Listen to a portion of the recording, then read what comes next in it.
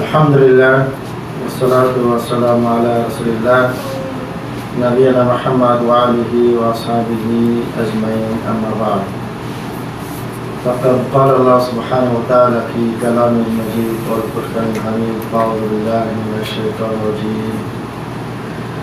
وما آتاكم الرسول فخذوه وما نهاكم عنه فانتهوا وقال النبي صلى الله عليه وسلم ما أمرتكم به فخذوه وما نهيتكم عنه فانتهوا وقال النبي صلى الله عليه وسلم من أحدث في أمرنا هذا ما ليس منه فهو رد الحمد لله যাবতীয় প্রশংসা এবং গরিমা নজমিয়া অত্যাগত দীক্ষা একত্রিত আল্লাহ রাব্বুল আলামিনের জন্য অতঃপর অসংখ্য দরুদ ও সালাম নাযিল হোক সর্বকালে সর্বযুগের সর্বশ্রেষ্ঠ মানুষ জনাব মুহাম্মদুর রাসূলুল্লাহ সাল্লাল্লাহু আলাইহি ওয়াসাল্লাম প্রতি। সম্মানিত ভাই বন্ধুগণ, বর্তমান আমরা যে মাসে উপস্থিত হয়েছি এই মাসটা হলো আরবি রবিউল আউয়াল মাস। রবিউল আউয়াল মাসের আজকে 8 তারিখ। 12 তারিখ হচ্ছে রবিউল আউয়াল, 12 রবিউল আউয়ালকে কেন্দ্র করে আমরা অনেক ধরনের অনুষ্ঠান পালন করি,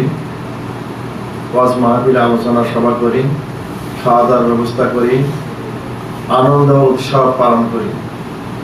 অর্থাৎ ঈদ-এ মিলাদুন্নবী পালন করি, তাই না?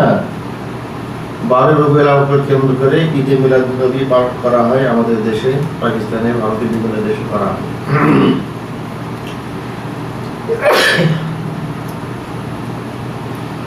তো এই যে 12 রবিউল আউয়ালকে কেন্দ্র করে আমরা ঈদ-এ মিলাদুন্নবী পালন করি, এর ইতিহাস আমরা অনেকেই জানি না।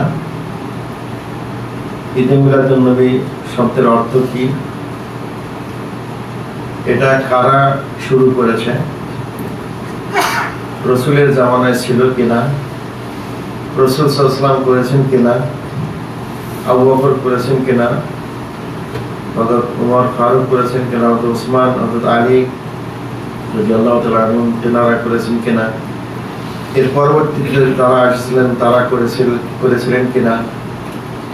এটা আমাদের জানতে হবে। রাসূল সাল্লাল্লাহু আলাইহি ওয়াসাল্লাম কোন সময় জন্মগ্রহণ করেছেন, কোন সময়